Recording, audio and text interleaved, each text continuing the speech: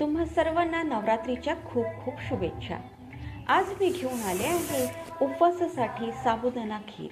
अगदी साधी सोपी रेसिपी आहे आणि उपवासाच्या दिवशी एक ग्लास साबुदाणा खीर आपण घेतली की दिवसभर भूक लागणार नाहीत.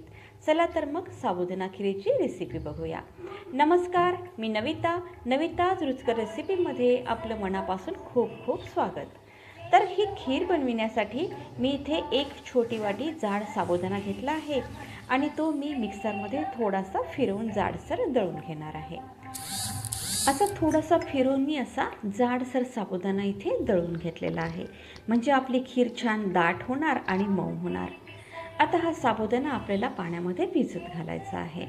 तर अशा प्रकारे आपल्याला हा साबुदाणा थोडं पाणी टाकून भिजत घालायचा आहे आणि या साबुदाण्याच्या वर थोडंसं पाणी ठेवून आपल्याला हा 2 तासांसाठी भिजत घालायचा आहे. आपण साबुदाणा आधीच बारीक केलेला आहे, त्यामुळे भिजायसाठी जास्त वेळ लागणार नाही. फक्त 1.5 ते 2 तासामध्ये आपला हा साबुदाणा भिजून छान मऊ होणार आहे. आता तुम्ही बघू शकता 2 तासानंतर आपला साबुदाणा छान भिजून मऊ झालेला आहे. अगदी छान असा नरम भिजल्या गेलेला आहेत.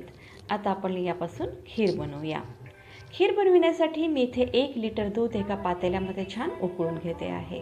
आपल्याला हे दूध चमच्याने असं फिरवत राहायचं आहे, म्हणजे यावर जमा झालेली साय आपल्याला ती मोडून यामध्ये छान मिक्स करून घ्यायची आहे.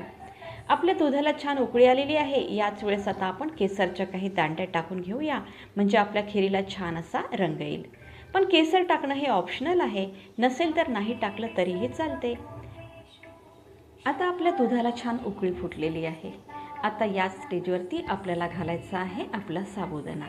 साबुदाणा संपूर्ण आपण या दुधामध्ये घालून घेऊया आणि व्यवस्थित या दुधामध्ये आपला हा साबुदाणा आपण मिक्स करून घेऊया.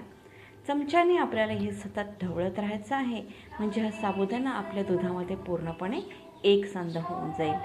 व्यवस्थित आपल्याला हा साबुदाणा 5 ते 7 मिनिटं या उकळत्या दुधामध्ये छान शिजवून घ्यायचा आहे.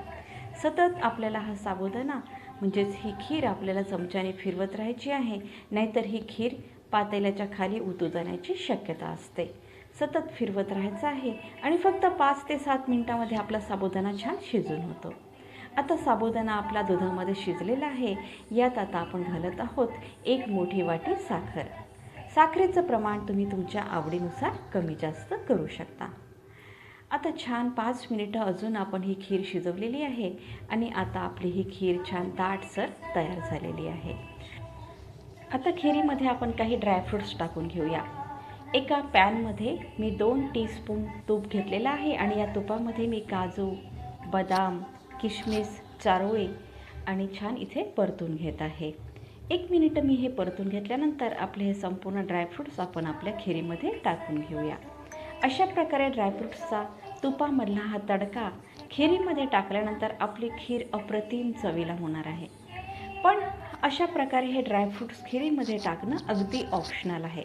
असेल तर टाका, नाही टाकले तरीसुद्धा या खिरीला छानच चव येणार आहे आणि उपवासासाठी ही खीर आपली एकदम फायदेशीर असणार आहे. आता तुम्ही बघू शकता आपली खीर छान तयार झालेली आहे. यामध्ये आता आपण वेलची पावडर टाकून घेऊया आणि ही खीर छान फिरवून घेऊया. वा, मस्त दाटसर एकसंध अगदी मऊ आपली खीर तयार आहे. ही खीर आपण एका बाउलमध्ये काढून घेऊया. वा, खूप छान खीर आपली तयार झालेली आहे. ही खीर जर आपण उपवासाच्या वेळेला 1 ग्लास जरी पिली ना, संपूर्ण दिवसभर आपल्याला भूक लागणार नाही. खीर आपली तयार आहे.